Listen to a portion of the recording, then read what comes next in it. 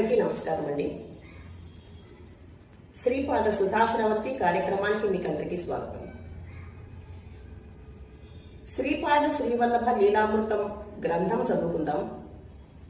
శ్రీపాద శ్రీవల్లభుల లీలలు అనే అమృతాన్ని తాగుతాం. రండి. శ్రీపాదరాజం శరణం ప్రపద్యే. శ్రీ దత్తాత్రేయ స్వామివారి కలియుగంలోని మొదటి అవతారమైన శ్రీపాద శ్రీవల్లభ స్వామివారి చరిత్ర మనం చదువుకుంటున్నాం కదా. కన్నడ దేశం అంటే కర్ణాటక రాష్ట్రం నుంచి వచ్చిన శంకర భట్టు అనే భక్తుడు శ్రీపాద శ్రీవల్లభ చరితామృతం అనే గ్రంథంలో వ్రాసిన శ్రీపాదుల వారి చరిత్రను, వారి లీలా విశేషాలను శంకర భట్టు గారి మాటల్లోనే విందాం. మొదటి అధ్యాయం పూర్తయింది. ఇప్పుడు రెండవ అధ్యాయం చదవటం వినటం ప్రారంభిద్దాం. నేను అంటే శంకరభట్టును మరుత్తువమలైలో కలిగిన వింత అనుభవాలను గుర్తు చేసుకుంటూ శ్రీపాద శ్రీవల్లభుల దివ్యనామాన్నే మనసులో తలుచుకుంటూ ప్రయాణం చేస్తున్నాను. దారిలో అనేక పుణ్యక్షేత్రాలు కూడా దర్శించాను. దారిలో ఎవరినీ ఏమీ అడగకుండానే నాకు భోజనం దొరికేది. పాండ్య దేశంలోని కదంబవనం చేరేసరికి నాకు ఒక విచిత్రమైన అనుభవం కలగసాగింది. క్రమక్రమంగా నా శరీరంలోని బరువు తగ్గిపోతున్నట్లు అనిపించింది. అప్పుడే నాకు ఆ ప్రాంతంలో ఒక శివలింగం కనిపించింది. ఆ శివలింగం చాలా ప్రభావం కలిగినదై ఉంటుంది. ఈశ్వర దర్శనం తర్వాత నా కాళ్ళు బరువెక్కసాగాయి. నేను ఆ శివాలయంలో కాసేపు కూర్చొని తిరిగి ప్రయాణం సాగించాను. దగ్గరలోనే ఒక ఆశ్రమం కనిపించింది. అది శ్రీ సిద్ధేంద్ర యోగి ఆశ్రమం అని తెలిసింది. వారు గొప్ప మహాత్ములు. వారి పాదాలకు నమస్కారం చేసిన తరువాత నా శరీరం తేలికైపోయింది.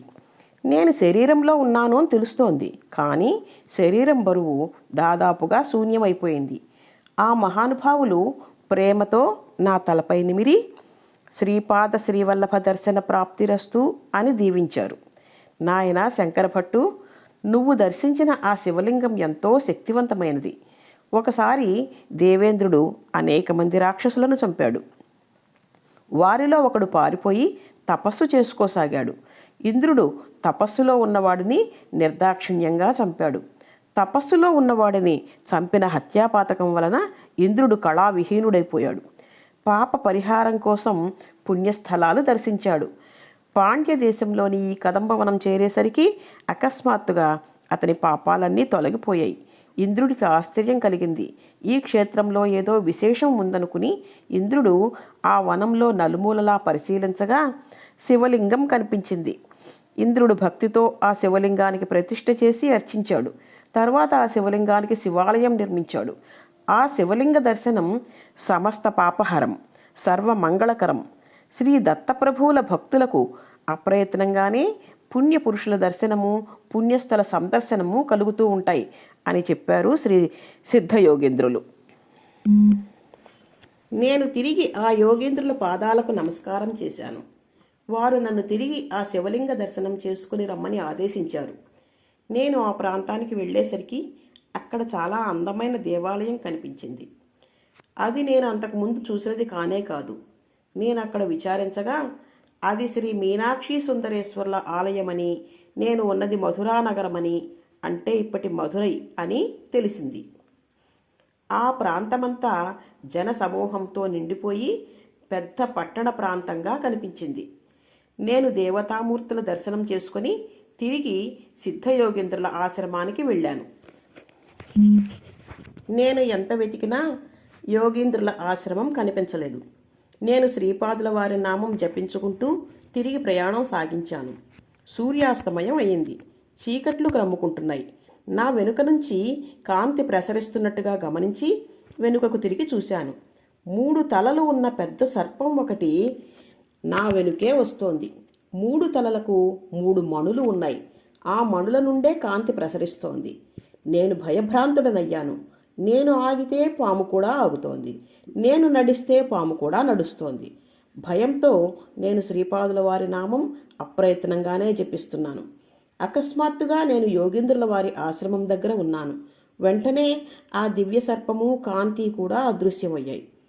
శ్రీ సిద్ధయోగీంద్రులు నన్ను ఎంతో కరుణతో ఆదరించారు. అరటి ఆకులో వేయించిన వేడివేడి శనగలు ప్రసాదంగా ఇచ్చారు. నేను కడుపు నిండా తిన్నాను. భోజనం చేసిన తరువాత కూడా నాకు గుండె దడ తగ్గలేదు. యోగేంద్రులు నా కుడి రొమ్మును తరువాత ఎడమ రొమ్మును నిదానంగా నిమిరారు. నా శరీరం నుంచి దుష్ట శక్తులు దుష్ట సంకల్పాలు బయటికి వెళ్ళిపోతున్నట్టుగా అనిపించింది. శ్రీదత్తుని మహిమ. శ్రీపాదుని అనుగ్రహం పొందటానికి కావలసిన యోగ్యతలు. అప్పుడు యోగీంద్రులు ఇలా చెప్పారు: నాయనా శంకరభట్టు, నువ్వు మొదట చూసిన శివలింగము తర్వాత దర్శించిన సుందరేశ్వరుడు వేరువేరు కాదు. నీకు ఈ విధమైన అనుభవం కలిగించమని దత్తప్రభువుల ఆజ్ఞ. అంటే కాలాన్ని వెనక్కు తిప్పి దేవేంద్రుడు ప్రతిష్ఠించి పూజించిన శివలింగాన్ని, అప్పటి యథార్థ పరిసరాలను నీకు చూపించటం జరిగింది. శ్రీ దత్తప్రభువుల సంకల్పాన్ని బట్టి భవిష్యత్తు భూతకాలంగా మారవచ్చు, భూతకాలం వర్తమానంగా రూపుదిద్దుకోవచ్చు. గతంలో జరిగినది, వర్తమానంలో జరుగుతున్నది, భవిష్యత్తులో జరగబోయేది అన్నీ కూడా వారి సంకల్పాన్ని బట్టే జరుగుతాయి. ఒక విషయం జరగటానికి కానీ, జరగకుండా ఉండటానికి కానీ, లేదా వేరే విధంగా జరగటానికి కానీ వారి సంకల్పమే కారణం. ఏ మహాసంకల్పంతో సృష్టి స్థితి లయలు జరుగుతున్నాయో ఆ మహాసంకల్పం యొక్క స్వరూపమే శ్రీ దత్తాత్రేయుల వారు. శ్రీ దత్తాత్రేయుల వారే ప్రస్తుతం పీఠికాపురంలో శరీరధారులై జన్మించారు. పీఠికాపురంలోని వారు ఆయనను సరిగ్గా గుర్తించలేదు. కానీ కురువపురంలోని మత్స్యకారులు వంటి వారు కూడా శ్రీపాదుల వారి వలన బ్రహ్మజ్ఞానాన్ని పొందారు. శ్రీపాదుల వారి కరుణను పొందాలంటే మనలోని అహంకారం నశించాలి. అప్పుడే మనకు వారి శక్తి, అనుగ్రహము, యథార్థ స్థితి అర్థమవుతాయి. దేవేంద్రుడు ప్రతిష్ఠించిన శివలింగమును ఒక వ్యాపారి గమనించి ఆ రాజ్యాన్ని పరిపాలిస్తున్న కులశేఖర పాండ్యుడు అనే మహారాజుకు తెలియచేశాడు. శివాజ్ఞ ప్రకారం ఆ మహారాజు అక్కడ ఒక పెద్ద నగరాన్ని నిర్మించాడు. దానికి మధురా నగరం అని పేరు. దానినే ఇప్పుడు మనం మధురై అని పిలుస్తున్నాం. కులశేఖర పాండ్యుని కుమారుడు మలయధ్వజ పాండ్యుడు సంతానం కోసం పుత్రకామేష్టి యాగం చేయగా యజ్ఞగుండం నుంచి 3 సంవత్సరాల బాలిక ఆవిర్భవించింది. ఆమెకు మీనాక్షీదేవి అని పేరు పెట్టి తమ కుమార్తెగా అల్లారు ముద్దుగా పెంచుకున్నారు మలయధ్వజ మహారాజు. ఆమె సుందరేశ్వర స్వామిని వివాహం చేసుకుంది. శ్రీ మహావిష్ణువు స్వయంగా కన్యాదానం చేసి మహావైభవంగా ఆ దివ్య కళ్యాణాన్ని జరిపించారు. శివుడి జటాజూటం నుంచి వచ్చిన వేగవతీ నది మధురా నగరాన్ని పవిత్రం చేస్తోంది. ఈ విధంగా మీనాక్షి సుందరేశ్వర్ల వివాహం గురించి చెప్పారు సిద్ధయోగీంద్రులు. శ్రీ సిద్ధయోగీంద్రులు ఇంకా ఇలా చెప్పసాగారు: నాయనా శంకరభట్టు, సృష్టిలోని ప్రతి వస్తువు నుండి ప్రకంపనలు కలుగుతూ ఉంటాయి. ఈ ప్రకంపనల వలన ఇతర వస్తువులతో ఆకర్షణలు వికర్షణలు కలుగుతూ ఉంటాయి. స్థూల సూక్ష్మ కారణ శరీరాలతో చేసిన పుణ్యకర్మల వలన పుణ్యరూపమైన ప్రకంపనలు, పాపకర్మల వలన పాపరూపమైన ప్రకంపనలు కలుగుతూ ఉంటాయి. పుణ్య విశేషం వలన పుణ్యపురుషుల దర్శనము, పుణ్యస్థలముల సందర్శనము, పుణ్యకర్మల యందు ఆసక్తి కలుగుతాయి. వాటి వలన పుణ్యం వృద్ధి చెందుతుంది. అలా పుణ్యం వృద్ధి చెంది పాపం నశిస్తేనే కానీ శ్రీ దత్తప్రభువుల యందు మనకు నిశ్చలమైన భక్తి కలగదు. శ్రీపాదుల వారికి నీపై అపారమైన కరుణ కలగటం వలననే నీవు ఇక్కడికి రాగలిగావు అని చెప్పారు యోగీంద్రులు. నా అదృష్టానికి నేనే ఆశ్చర్యపడుతూ ఎప్పటికీ శ్రీపాదుల దివ్య చరణాలను వదలకూడదని నిర్ణయించుకున్నాను. ఎప్పుడెప్పుడు కురువపురం చేరుతానా, ఎప్పుడు శ్రీపాదుల వారి దర్శనం చేసుకుంటానా అని నా మనస్సు తహతహలాడింది. మరునాడు ఉదయం నిద్రలేచి చూసి నేను చాలా ఆశ్చర్యపోయాను. ఎందుకంటే నేను ఆశ్రమంలో లేను. ఒక ఎత్తైన గుట్ట మీద రావి చెట్టు కింద పడుకొని ఉన్నాను. చుట్టుప్రక్కల జనసంచారమే లేదు. నేను రాత్రి శ్రీ సిద్ధేంద్ర యోగీంద్రుల ఆశ్రమంలో ఉన్నదంతా భ్రమేనా, ఇంతకీ ఆ యోగీంద్రులు ఎవరు? మాయావా? మాంత్రికుడా? అని నా మనసులో అనేక రకాలైన సందేహాలు కలగసాగాయి. యోగీంద్రుల వారు శ్రీ దత్తాత్రేయ స్వామి గురించి చెప్పిన విషయాలను గుర్తు చేసుకుంటూ తిరిగి ప్రయాణం సాగించాను. ఉదయం నుంచి మధ్యాహ్నం వరకు ప్రయాణం చేసిన తర్వాత ఒక చిన్న పల్లెను చేరాను. నాకు చాలా ఆకలి వేస్తోంది. నేను బ్రాహ్మణుడను కనుక బ్రాహ్మణుల ఇంటిలో మాత్రమే భోజనం చేస్తాను.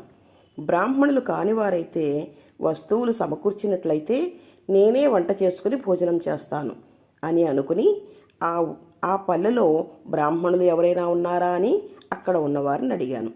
వారిలో ఒకరు, అయ్యా, నేను ఈ గూడెం పెద్దను. మేము కొండజాతి వారం. ఈ ఊరిలో బ్రాహ్మణులు లేరు. మీకు అభ్యంతరం లేకపోతే పళ్ళు పుట్టతేనే తెచ్చి ఇస్తాం, స్వీకరించండి అని చెప్పారు. మార్గ మధ్యంలో ఎవరు ఏది ఇచ్చినా స్వీకరించవచ్చునని తలచి సరేనన్నాను. వాళ్ళు పళ్ళు పుట్టతేనే తెచ్చి నా ముందుంచారు. నేను తినబోయేంతలో ఒక కాకి నా తలపై పొడవసాగింది. దానిని తోలువేయటానికి ప్రయత్నించాను. ఇంతలో మరికొన్ని కాకులు వచ్చి నా శరీరమంతటా పొడవటం మొదలుపెట్టాయి. నేను భయంతో పరుగులు పెట్టాను. కాకులు నన్ను వెంబడిస్తూనే ఉన్నాయి. ఆ పల్లెలోని ప్రజలు ఎవ్వరూ నాకు సహాయం చేయటానికి ముందుకు రాలేదు. అంతకుముందు నాతో మాట్లాడిన ఆ గ్రామ పెద్ద, అయ్యో, ఏమిటి వింత? మా ప్రాంతంలో కాకులు ఎవ్వరికీ ఏ హాని చెయ్యవు. అవి ఇంత కోపంగా మీ వెంట పడుతున్నాయంటే మాకు చాలా ఆశ్చర్యంగా ఉంది. మీరు ఎవరినైనా సిద్ధపురుషుడిని నిందించటమో అవమానించటమో చేసుంటారు. అందుకే అవి మిమ్మల్ని శిక్షిస్తున్నాయి. వాటిని అడ్డుకుంటే మేం కూడా ఆ సిద్ధపురుషుల శాపానికి గురవుతాం. దయచేసి ఏమీ అనుకోకండి అని ఊరుకున్నాడు గ్రామం పెద్ద. నేను వారిచ్చిన పళ్ళు పుట్టతేనా తీసుకోకుండానే పరుగులు పెట్టాను. అయినా కాకులు నన్ను వదలటం లేదు. కాకులు నన్ను చాలా హింసిస్తున్నాయి. నా శరీరం అంతా రక్తాలు కారుతున్నాయి. నా దురవస్థకు నేను చాలా చింతించాను. నేను శ్రీ సిద్ధయోగీంద్రులను మాంత్రికుడో మాయావియో అని సందేహించినందుకు నన్ను శపించారేమో. అయినా వారు నన్ను శ్రీపాదుల వారి దర్శన భాగ్యం కలుగుతుందని ఆశీర్వదించారు కదా. గత జన్మలలోని పాపాలన్నీ నశించిన తర్వాత కానీ నాకు దత్తప్రభువుల దర్శనం కలగదేమో. ఈ పాపాలన్నీ నశించాలంటే ఇటువంటి శిక్షలు నేను ఇంకా ఎన్ని అనుభవించాలో. నన్ను కాపాడేవారెవరూ లేరా? శ్రీపాద, శ్రీవల్లభ, తండ్రి కాపాడు అని వేడుకుంటూ ఒక మేడి చెట్టు క్రిందికి చేరాను. దత్తప్రభువుల నివాసమైన మేడి చెట్టు నన్ను కాపాడుతుందేమోనని ఆశపడ్డాను. కానీ దత్తలీల వేరుగా ఉంది. నా శరీరం నుంచి ఇదివరకెన్నడూ లేని విధంగా ఒక వాసన మొదలైంది. ఆ వాసన చేత ఆకర్షింపబడ్డాయో లేకపోతే విధి వైపరీత్యమో తెలియదు, కానీ పెద్ద పెద్ద సర్పాలు ఒకదాని తర్వాత ఒకటి వచ్చి నన్ను కరిచి వెళ్ళిపోతూ ఉండేవి. ఇంతవరకు కాకుల వలన బాధపడ్డాను. ఇప్పుడు ఈ పాముల కాట్ల వలన శరీరమంతా విషమయమైపోతోంది. నోటి నుంచి నొరగలు వస్తున్నాయి. బలం తగ్గిపోసాగింది. ఏ క్షణంలో అయినా నేను మరణించటం ఖాయం అని అనుకున్నాను. సాయంకాలం అయ్యింది. కొందరు రజకులు అంటే చాకలి వాళ్ళు ఆ దారిలో వెళుతున్నారు. ఉతికిన బట్టలను మూటలుగా కట్టి గాడిదల మీద పెట్టుకుని వెళుతున్నారు. వాళ్ళు నా దురవస్థను చూశారు. కానీ నేను బ్రాహ్మణుడు కనుక నన్ను ముట్టుకోవచ్చునో లేదో అని కాబోలు వాళ్ళు తటపటాయిస్తున్నారు. కానీ ప్రాణాపాయ స్థితిలో ఉన్నాను కనుక రక్షించటమే మంచిదని చెప్పుకుంటూ నన్ను ఒక గాడిదపై కూర్చోబెట్టుకుని వారి గ్రామానికి తీసుకుని వెళ్ళారు. నన్ను ఆ చాకలి వాళ్ళు చెప్పులు కుట్టేవారు ఉన్న ప్రాంతానికి తీసుకుని వెళ్ళారు. ఆ చెప్పులు కుట్టేవారిలో ఒకరికి విష సంబంధమైన వైద్యం తెలుసు. దుర్గంధంతో నిండి ఉన్న ఆ ప్రాంతంలోనే నన్ను ఒక నులక మంచం పైన పడుకోబెట్టారు. ఆ వైద్యుడు నా చేత కొన్ని అడవి మూలికల రసాన్ని త్రాగించాడు. పాములు కరిచిన చోట్ల ఆకులు వేసి కట్లు కట్టాడు. రావి చెట్టు నుండి కొన్ని లేత ఆకులను తీసుకుని వచ్చి ఆకుల కాడలను నా చెవిలో పెట్టాడు. నాకు విపరీతమైన బాధ కలిగింది. నేను లేచి పారిపోవడానికి ప్రయత్నం చేశాను. కానీ బలమైన ఇద్దరు మనుష్యులు నేను కదలకుండా గట్టిగా పట్టుకున్నారు. వైద్యుడు వారితో విషం రావి ఆకులలోకి చేరుతుంది, అప్పుడు నొప్పి ఎక్కువై ఇంకా గట్టిగా అరుస్తాడు, గట్టిగా పట్టుకోండి అని చెప్పారు. కొంతసేపటికి నాకు నొప్పి తగ్గింది. ఆ రాత్రంతా నేను ఆ వైద్యుడైన చర్మకారుని ఇంటిలోనే ఉన్నాను. చర్మకారుడు అంటే చెప్పులు కుట్టేవాడు. రాత్రంతా దిగంబర దిగంబర శ్రీపాద వల్లభ దిగంబర అని శ్రావ్యంగా అంటే మధురంగా పాడుతూనే ఉన్నాడు. నాకతడు ఆత్మబంధువని గురుబంధువని తోచింది. కానీ అతడు చర్మకారుడే అనే బాధ కలిగింది. శంకరభట్టుకు చర్మకారుని ఉపదేశం. నామ సంకీర్తన పూర్తి అయిన తరువాత ఆ చర్మకారుడు నా దగ్గరకు వచ్చాడు. అతని కళ్ళల్లో చాలా కరుణ కనిపించింది. ఆయన ఎవరైనా యోగి అయి ఉంటాడేమో అని నాకు అనిపించింది. నా వైపు చూస్తూ ఆయన ఇలా చెప్పటం మొదలుపెట్టాడు. అయ్యా, నా పేరు వల్లభదాసు. నేను చర్మకారుణ్ణే, అంత్యకులం వాడినే, అంటే చివరి కులం వాడినే, సందేహం లేదు. నేను మీతో కొన్ని విషయాలు చెప్పాలని అనుకుంటున్నాను. మీ పేరు శంకరభట్టు అని, మీరు శ్రీపాద శ్రీవల్లభుల వారి దర్శనం కోసం వెళుతున్నారని నాకు తెలుసు. అంతేకాదు, మీరు కాకుల చేత సర్పాల చేత ఎందుకు బాధింపబడ్డారో కూడా నాకు తెలుసు అన్నారు. నేను ఆశ్చర్యపోయాను. ఇతడు జ్యోతిష విద్యలో సాధన చేసి ఉంటాడు అని అనుకున్నాను మనసులో. అయ్యా, నేను జ్యోతిష్యుడను కాను. శ్రీపీఠికాపురము పాండిత్యంలో నిపుణులు అయిన వారికి పుట్టినిల్లు వంటిది. సాక్షాత్తు సాంగ వేదాంత సామ్రాట్ అని పేరు పొందిన పండిత బాపనార్యులు గారు నివసించిన పుణ్యభూమి. నేను చెప్పిన విషయాలు మీకు బాగున్నాయి అనిపిస్తే సబ్స్క్రైబ్ చేయండి, లైక్ చేయండి, షేర్ చేయండి. మీకు తెలిసిన వాళ్ళకి, మిత్రులకి, బంధువులకి అందరికీ షేర్ చేయండి.